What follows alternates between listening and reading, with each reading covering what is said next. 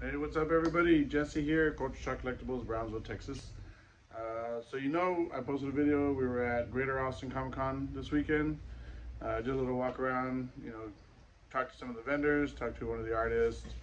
You guys really liked that video, so we'll be adding more stuff, more content like that in the near future. We'll be in Comicpalooza this weekend, so I'll definitely make some videos from there. This video is going to be just a little bit, I'm going to show you what we picked up, and then I'm also going to give you my opinion on the show, how it went and organized and all that stuff. So first and foremost, let's get into what we picked up. I picked up some comics, picked up a statue, got some interesting things from a friend of mine after the show. So I'm just going to get into it. First thing is this crazy replica He-Man Sword of Power. I have the power. So anyway, this thing's pretty cool. It's not colored or anything, but it's still nice, pretty heavy duty. We also picked up another sword, and this one's pretty cool because we are going to be at Bell County Comic Con at the beginning of August, and Mr. Ray Park is going to be there. Most of you know he played Snake Eyes in the G.I. Joe movie. So we picked up his sword, and if we don't sell it, I'll get it signed. If somebody else wants to get it signed, well, they'll grab it and get it signed themselves. So that'd be pretty cool. I picked up this really cool Batman family statue. It's a Q Master. It's really big. I didn't think it was gonna be that big. Real cool bat symbol stand. And it's got Nightwing, 2 Robins, Red Hood, and Batgirl. Super sweet. I had never even seen this before. Picked up some small things. Some Marvel Universe, Captain America, another Captain America. This is more like World War II Captain America, modern Captain America. Bucky. Never seen that one before. Steve Rogers Captain America. And Winter Soldier. So those are pretty cool. I picked up some from the same guy, same lot. We got some like random Star Wars stuff. I'll just show it real quick. Yeah, there you go. Han and Chewie. Obi-Wan Vader. Those are pretty cool. This old school Leia. Escape from Bespin. These are cool because they twist around. And these are from like the late 90s. Power of the Force Deluxe Boba Fett. That's pretty cool. Can't never go wrong with Boba Fett. Little Celebration 2-pack. That's from the ceremonial scene right after the Death Star. They built the first Death Star. Couple Power of the Force. Well, obviously Phantom Menace, Darth Maul. That's another one, another good one for Ray Park. Maybe somebody will get it signed. Han and Carbonite with the Carbonite chamber. Power of the Force. Power of the Force Boba. Power of the Jedi Vader. And this one's cool because it's got like that clear helmet, clear hands, like arms. This is really cool. 500th figure. Darth Vader in his chamber, and the mask, the helmet lifts up. That's pretty cool. Again, this was all part of a lot. Like, I normally probably wouldn't pick up these toys individually, but since it was all one lot, which included the Batman, the swords, and all this stuff. But they're good. You always want to have some cheap stuff for the kids. Grandma Tarkin. Everybody knows this was his first figure. They didn't make one back in the 80s. Here's a cool older Obi-Wan. And then you can do the flashback with Ewan. That's pretty cool. And a couple more figures. Empire Strikes Back Vader, Bespin, where he's right where he chops Luke's hand off. That's pretty cool. And the 30th anniversary animated boba. That's a pretty good one. Those go for about 25, 30 bucks. All right, so that was the that was all the toys. Let me show you. We have these Cool Crow Diamond Select toys. It's like a little, I don't know. I kind of compare it to like a NECA or McFarlane. Anyway, the artist Joe Barr was there. J. How do you say it? J. Obar. There you go. J. Obar. So he signed it, and he did a little remake on there. And we have a visitor. We got a visitor. Come say hi. He's he from Dragon Bros. I stepped on something. It's all good. It's all good. So I know what he's here for, but we'll get to that in a minute. So we got him to sign it. We got him to remark it. If you can tell, it's like a little face. You know, it's Eric Draven's face and his hair coming down, and he did like a little rose. So J.O. Barr. Now let's get into the comic books that we picked up. Sorry if I'm off screen for a second. All right, I'm back. First and foremost, Gwen Stacy. First appearance of Gwen Stacy as Spider-Gwen, or Ghost Spider, whichever you want to say it. So that's her first appearance. That's the first print. Also, really good pickup there. Got a few spawns. They're just short prints. You know, I know they're like, you know, they didn't order very many of these when they first came out. So like, you know, comic book shops weren't really ordering Spawn that much. So from about like 120 to about 2 something, like almost 300, very short prints. This is another one, Spawn 120, really cool. Capullo and McFarlane cover. A couple more like modern books. Ironheart, number 7, first appearance of Eclipse, member of the Ten Rings. All right, bud. And we got another one, Ironheart number 11. This is the first appearance of Dune, Riri's father. That's pretty cool. Another Ironheart.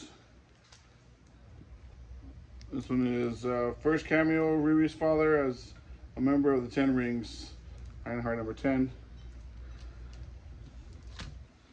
And one last one, which is Ironheart number 12, which was the last issue that they made. They only did 12 issues. So a lot of, if people really like her when she comes out into the MCU, that whole run's gonna go up. All right, so we picked up some cool, I guess, Bronze Age Amazing Spider-Mans. First one, Kingpin. It's Amazing Spider-Man number 164. Newsstand also, really cool. Kingpin about to smash Spidey. This other one here's Amazing Spider-Man 229. Juggernaut appearance. Another really cool cover. This is Amazing Spider-Man number 140. It's the first appearance of Gloria Grant. I have to admit, I don't know who she is, but that is her first appearance. Now we got Amazing Spider-Man 257. It's the first appearance of Ned Leeds as a third Hobgoblin, and second appearance of Puma, and Puma's on the cover. Black Suit Spidey, everybody knows Black Suit Spidey, and Puma there. This one is really cool. This is the debut or first appearance of the Spider-Mobile. Amazing Spider-Man number 130. There's Spider-Mobile. Looks like he's taking on, I guess, Hammerhead. Yeah, yep. Super cool. Oh, duh, it says right there, Hammerhead's up. All right, next. These we haven't gotten to put in Mylar in new bags or anything, but they're still cool. Let's go Spider-Man number 146. It's cool Scorpion cover, and I believe it's the death of Gwen Stacy's clone. So that's another cool one.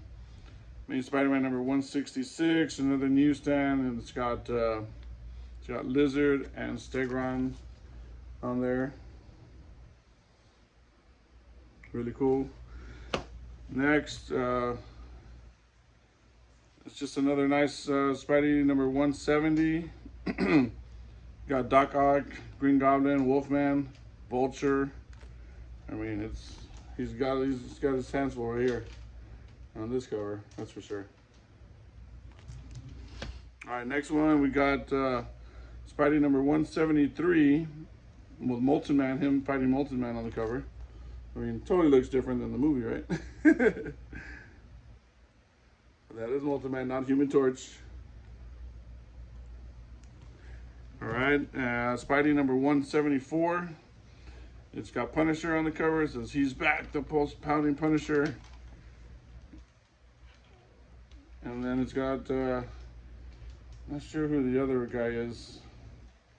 I guess it's Hitman. It says Hitman. And he's got a gun pointed at J. Jonah Jameson. So imagine that Jonah Jameson is going to get saved by Spidey. Oh, he must hate that. Next one, I guess it's a tie-in to that one. This is Spidey number 178. That other cover with Scorpion. This one's got Spidey fighting Green Goblin outside the door, where Aunt May's in the hospital and Mary Jane is taking care of her. Another newsstand edition. I'm not sure if in this era, because I know in some eras, newsstand was like just regular. There was just, you know, it didn't really matter, direct edition and newsstand. So I'm not sure if these are more important because they're newsstand or not, but either way, they're cool books. Spidey 180, especially if you're trying to fill some runs of the old Spideys. Another Green Goblin cover. And it's crazy, there's like 2 Green Goblins, so maybe possibly there's I'm not sure if that's Harry or what, but I guess we have to read it.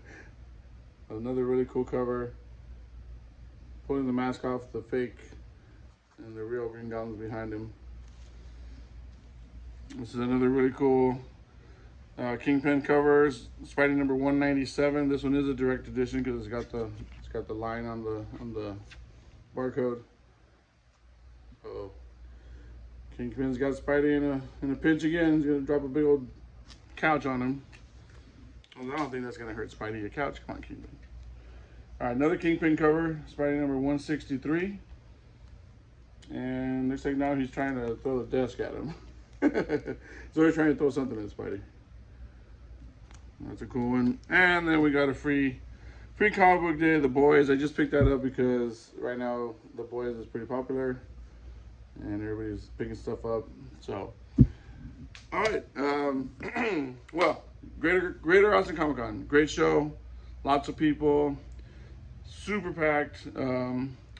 It's kind of a small arena. It looks huge from the outside, but then when you get inside on the bottom on the floor and the way they have everything set up, the aisles are kind of narrow, so really hard to walk through. That's one of the only bad things, especially like right in the heat of the day, like around 1 o'clock, 2 o'clock. I mean, you can't even walk.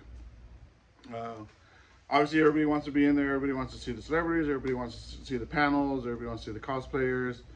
So, I mean, I can understand it getting packed. I know that they probably picked that venue because it's a little cheaper. It's in Cedar Park, not in Austin.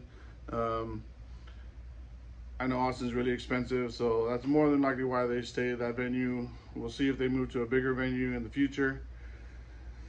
But all in all, it's good. I mean, if I had to nitpick anything, it would be that they didn't, normally when you go to a con as a vendor, they tape off the floor so you know exactly where your booth is, like where your dimensions are. You know, you can't pass this line, you can't pass this line. They didn't have that, so we were kind of, you know, everybody's always fighting for that extra inch on their booth, you know, because we're all trying to fit as much as we can into one space. And, oh, excuse me. And then, you know, so that was the only thing that I thought could have been corrected. As far as overall, you know, we were kind of late with the emails about, like, you know, load-in times and all that stuff. But I mean, as long as they give it to us, you know, beforehand, it's fine. I don't care about that. But again, overall, a great show. I think it's run really well. We'll definitely be back again next year. Again, the city of Austin, as far as everybody, you know, one of the big topics right now is the recession, gas prices, how is it affecting the market? You know, some things are coming down, especially in the comic book world, sports card world. You know, a lot of things are coming down, but I don't really think it's a big drop or a dip. I think more it's a correction because everything was like super inflated last year. I mean, yeah, we enjoyed it as a vendor. You know, we enjoyed getting those big prices, but we had to know it wasn't going to last. You know, that was a false bubble. So now we're back to normal. But I mean, it's still strong. It was packed. People were spending lots of money. People were picking up lots of books, lots of toys. They really didn't, you know, it didn't seem like people are hurting for money, is what I'm trying to say. So all in all, again, great show. This weekend we'll be at Compalooza in Houston. And if you're in the area, come by and see us. Come by our booth. We'll be on the main aisle. We'll have a big double end cap. So we'll have a big 10 by 20 right on the main aisle, taking lots of slabs, lots of toys, lots of pops. I mean, all kinds of stuff. If you saw our video, you saw our booth, you see what we carry. We try to carry a little bit of everything. We don't like to pigeonhole ourselves. So anyway, thanks for watching, guys. Thanks for hanging out with me. If you like this channel, please like and subscribe and share it with your friends. Let us know. We're having all kinds of content with over everything collectible. And in case you're wondering where I'm at, because I'm always in the back, this is the kind of the front of the shop. This is just our little little nook of autographs. We have way more than this, but we just don't have space for them. But now you get to see a little bit of the front of the shop. Maybe later on I'll do a tour. But anyway, all right. Thanks a lot, guys. We'll see you on the next one.